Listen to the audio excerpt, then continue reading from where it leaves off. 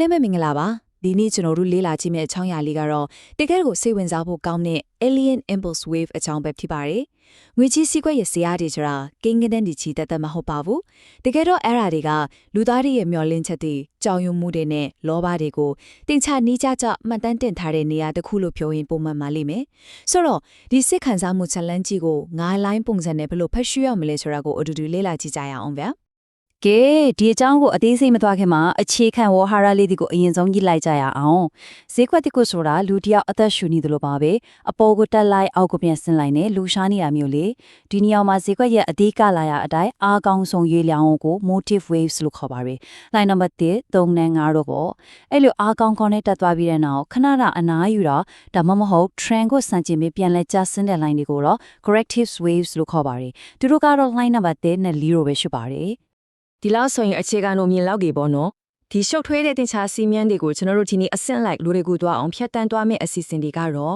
့ပထမဆုံး line တွေအခြေခံဒီ shop ပုံပြီးရင်မဖြစ်မနေ line နာရမယ့်အခြေခံစီမံထုံခုတတိယအနေနဲ့ဈေးကွက်စိတ်ပညာအဆင့်များစက်တုထားကအနစ်ချုပ်စေရာပြင်စမအနေနဲ့ SMC နဲ့တွဲဖက်အတုံးကျပုံနေနောက်ဆုံးအခြေစားပြန်ကြမှု ABC အကြောင်းတွေပဲဖြစ်ပါတယ်ဟုတ်ပြီအပိုင်း1 line တစ်ခုရဲ့အခြေခံဒီ shop ပုံဈေးကွက် trend တစ်ခုကိုဒီဆောင်ကြတဲ့အခြေခံအုတ်မြစ်တွေကိုစပြီးကြည့်ရအောင်ဒီပုံလေးကတော့ဈေးကွက်ဆက်ဝန်တစ်ခုလုံးကိုပြီးပြည့်စုံစေတဲ့တိကျရွရမှု၅ခုကိုအကောင်းဆုံးတစ်ရုပ်ဖော်ပြထားတာပါဒီမှာအစိမ်းရောက်နဲ့ပြထားတဲ့အပေါ်ကိုဥတည်နေတဲ့မြင်းတွေကအတိတ်က trend အတိုင်းတွားနေတဲ့ motive waves တွေဖြစ်တဲ့ line 1 3နဲ့5ထူပါရဲ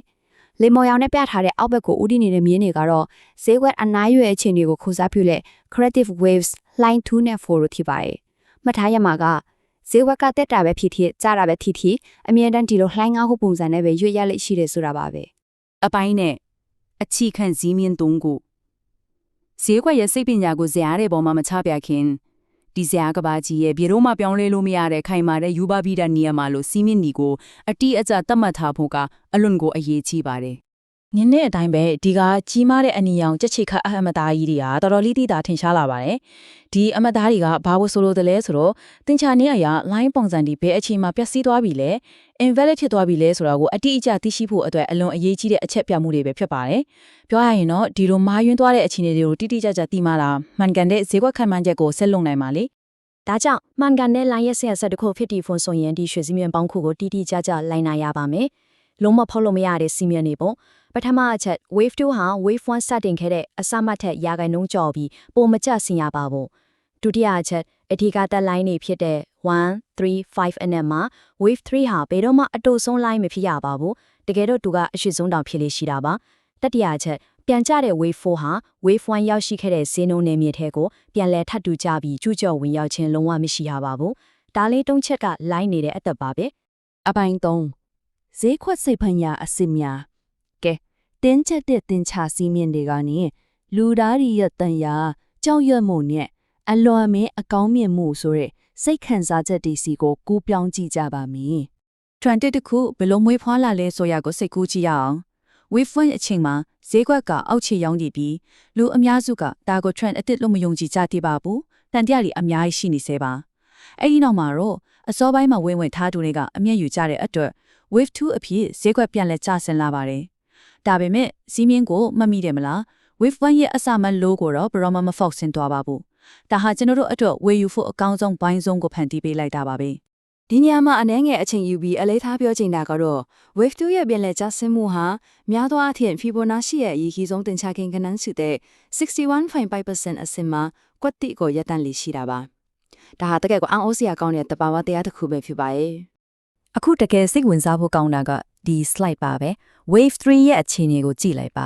wave 3ဟာအားကောင်းဆုံးနဲ့အရှည်ဆုံးရွေ့ရမှုကြီးပါဒီအချိန်မှာသတင်းကောင်းတွေအများကြီးထပ်ပေါ်လာပြီးလူအများစုကဈေးကွက်ထဲကိုအလူအရောက်ဝင်ရောက်လာကြပါတယ်ကိုမပါလဲရမှာကိုကြောက်တဲ့ FOMO စိတ်တွေကြောင့်အရှိန်ဟုန်ကပြင်းထန်လွန်ပြီးဇယားတွေပေါ်မှာဆိုရင်ဈေးနှုန်းခုန်တက်သွားတဲ့ price gaps တွေကိုပါအများအပြားမြင်တွေ့ရလေရှိပါတယ်လူအများရဲ့စိတ်လှုံ့ဆော်မှုနဲ့အဲ့ဒီ FOMO စိတ်တွေကဈေးကွက်ကိုဘလောက်အထိတွန်းတင်ပေးနိုင်တယ်လဲဆိုရင်wave 3ရဲ့ပြင်မဲ့ဟာ wave 1ရဲ့အရှိကိုအခြေခံတွက်ချက်တဲ့ Fibonacci extension အရာ161.8ရာခိုင်နှုန်း 161.8% ဒါမှမဟုတ်အဲ့ဒီထက်ပိုတဲ့အဆင့်ဒီထိကိုပောက်ခွဲထွက်သွားလိမ့်ရှိပါတယ်။တွေးကြည့်လေဒါဟာစိတ်ပညာရဲ့အင်အားပါလေ wave 3ကနေချီမာတဲ့အမျက်တွေရပြီးရဲ့နောက်မှာတော့လူတွေကဘာလုပ်ကြမလဲတေချာတာပေါ့အမျက်ထုတ်ကြမှာပါ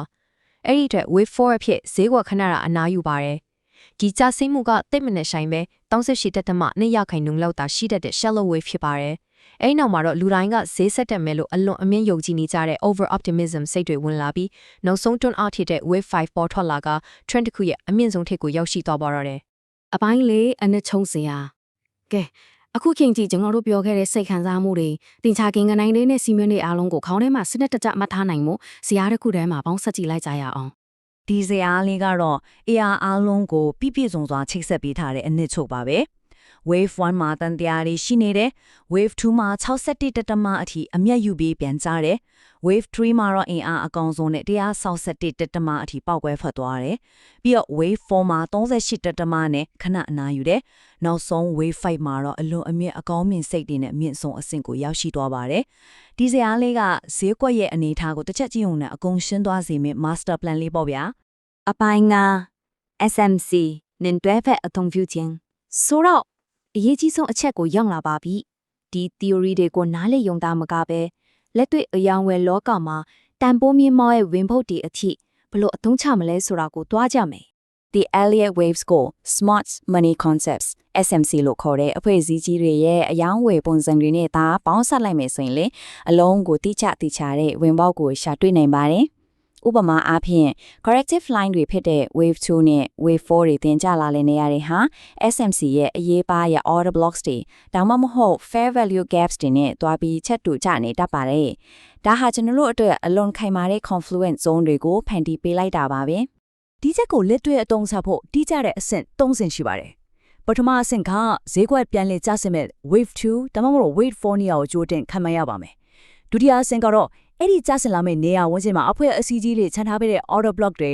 fair value gap တွေရှိမှုရှိရှာဖွေရပါမယ်။တတိယအဆင့်အနေနဲ့ကတော့ဈေးနှုန်းကအဲ့ဒီဇုံထိပ်ကိုဝင်လာပြီးဈေးကွက်ဖွဲ့ချင်းပုံရ retest ပြန်လုပ်တဲ့ချင်းကိုစိတ်ရှိရှိနဲ့ဆောင်ဆိုင်ပြီးမှဝင်လာရမှာဖြစ်ပါတယ်။စိတ်ရှိဖို့ကအထူးပဲနော်။အပိုင်း6နောက်ဆုံးအပိုင်းအနေနဲ့အကြီးစားပြန်ကြမှု ABC correction C ကိုတွားကြမယ်။အရာအလုံးကဘလို့ဆက်တိဆောက်သွားရဆိုတာကြည့်အောင်။ဒါကဈေးကွက်စက်ဝန်းတစ်ခုလုံးရဲ့နောက်ဆုံးအရေးအကြီးဆုံးအဆင့်ပါပဲ။ line 5ခုပါဝင်တဲ့ impulse wave အပြည့်အစုံပြီးဆုံးသွားပြီဆိုတာနဲ့ဇေဝက်ကအမြဲတမ်းအနားယူဖို့လိုအပ်သွားပါပြီလူတွေပြေးတယ်လို့ပါပဲမောသွားပြီလေအဲ့ဒီလိုအနားယူရဲ့အခါမှာအနည်းအောင်နဲ့ပြသထားတဲ့ ABC ဆိုတဲ့အကြီးစား macro အဆင့်ပြန်လည်ကျဆင်းမှု macro correction တစ်ခုမလဲမသွေဖြစ်ပေါ်လာပါတယ်ဒါဟာရခင်ရှိခဲ့တဲ့ trend ရဲ့အဟုန်ကိုအနားပေးလိုက်ပြီးစက်ဝန်းအသစ် new cycle တစ်ခုပြန်လည်စတင်ဖို့အတွက်ဇေဝက်ကိုအိမ်အားပြန်ဖြည့်ပေးတဲ့သဘာဝဖြစ်စဉ်တစ်ခုပဲဖြစ်ပါတယ်ကဲဒီလောက်ဆိုရင်တော့လူသားတွေရဲ့စိတ်ခံစားမှုတွေဖြစ်တဲ့တန်တရားလောဘနဲ့ကြောက်ရွံ့မှုတွေကိုတင်ချာနီးကြတိတိကျကျပုံဖော်ထားတဲ့ဒီ Elliott Wave ရဲ့သဘောတရားတွေကိုတေချာနားလည်သွားပြီလို့ထင်ပါတယ်။စဉ်းစားကြည့်ပါဦးဒီသဘောတရားတွေကိုသာပိုင်ပိုင်နိုင်နားလည်ထားမယ်ဆိုရင်နှုတ်တကျင်ဈေးကွက်ကြီးအတက်အကျစေပေါ်လာတဲ့အခါဈေးကွက်ကိုမြင်နေရှုထောင့်တွေဘယ်လောက်အထိပြောင်းလဲသွားနိုင်ပါလဲ။ဒီအချက်လက်တွေကရှုံထွေးတဲ့ဈေးကွက်ကိုနားလည်ဖို့အတွက်တကယ့်ကိုအကောင်းဆုံးလမ်းပြမြေပုံတစ်ခုဖြစ်လာလိမ့်မယ်ဆိုတာအသေးချပါပဲ။အားလုံးပဲအောင်မြင်တဲ့ယဉ်ကျေးမှုနှောင်မှုတွေပြုလုပ်နိုင်ကြပါစေဗျာ။